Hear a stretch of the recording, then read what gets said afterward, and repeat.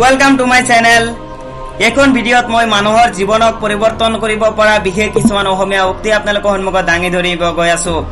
আশা কৰোঁ ভিডিঅ'খন আৰম্ভণিৰ পৰা অন্তলৈ চাব। Thank you. কিছুমান কাম এনেকুৱা আছে যিবোৰ কৰিবলৈ আমাৰ মন নালাগে, যেনেকুৱা পঢ়া শুনা কৰিবলৈ আমাৰ মন নালাগে, কাম কাজ কৰিবলৈ আমাৰ মন নালাগে, আৰু কিছুমান কাম এনেকুৱা হয় যিবোৰ কৰিবলৈ বহুত ভাল লাগে, যেনেকুৱা মোবাইল ফোন চলোৱা, টিভি চোৱা, বন্ধুৰ সৈতে সময় অতিবাহিত কৰা ইত্যাদি। ইয়া কেৱল আপোনাৰ সৈতে নহয়, সকলোৰে সৈতে হয়।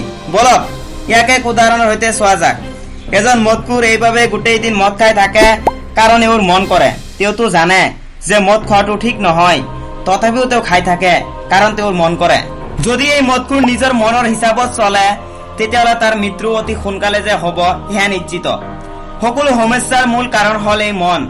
সাধাৰণ মানুহে নিজৰ মনৰ চাকৰ হৈ বহি থাকে, কিন্তু মহান লোকে নিজৰ মনক নিজৰ চাকৰ বনাই ৰাখে।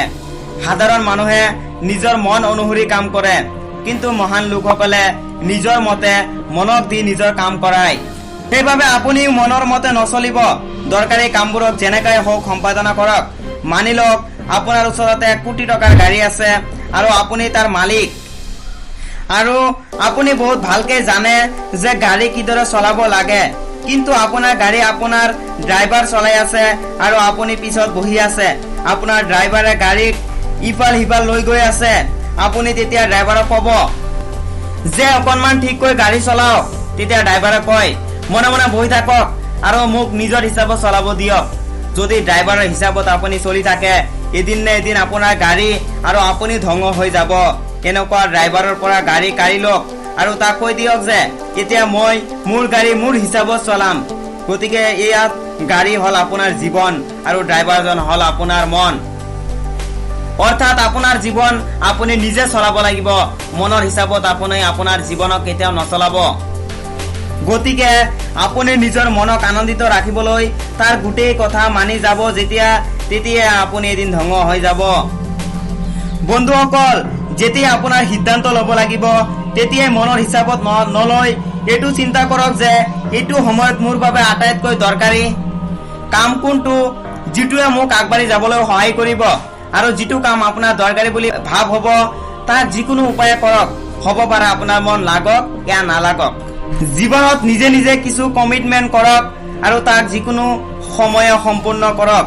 যিমানে আপুনি আপোনাৰ কমিটমেণ্টক সম্পূৰ্ণ কৰিব, সিমানে আপুনি ধৰি ল'ব যে আপোনাৰ সফল সোনকালে আহিব। যদি আপোনাৰ মনে আপোনাক মনত কৰি দিয়ে যে 99% মানুহেতো বেলেগ কাম কৰি আছে, এইটো নকৰে। আপুনি মনক মনত কৰাই দিয়ক যে 99% মানুহে কৰা কামটো কিন্তু ঠিক নহ'বও পাৰে, কাৰণ জীৱনত 1% লোকে কেৱল ডাঙৰ কিবা কৰিব পাৰে। আৰু সেই 1% লোকৰ মাজত নিজকে আনিবলৈ আপুনি আপোনাৰ বাবে কিছু কমিটমেণ্ট তথা নিয়ম বনাব লাগিব আৰু তাক যিকোনো উপায়ে সম্পূৰ্ণ কৰিব লাগিব। সেইবাবে নিজৰ হিচাপত জীৱন চলাওক, মনৰ হিচাপত নহয়। বন্ধুসকল, আপোনালোকে যদি মোৰ কথাত সহমত হয় তেতিয়াহ'লে মোৰ ভিডিঅ'খন শ্বেয়াৰ কৰিব আৰু লাইক আৰু কমেণ্ট জৰুৰ কৰিব। লগতে মোৰ চেনেলখনক ছাবস্ক্ৰাইব কৰিব and also press the bell icon to get regular updates from my channel. Thank you very much. Thanks for watching this video. Stay motivated.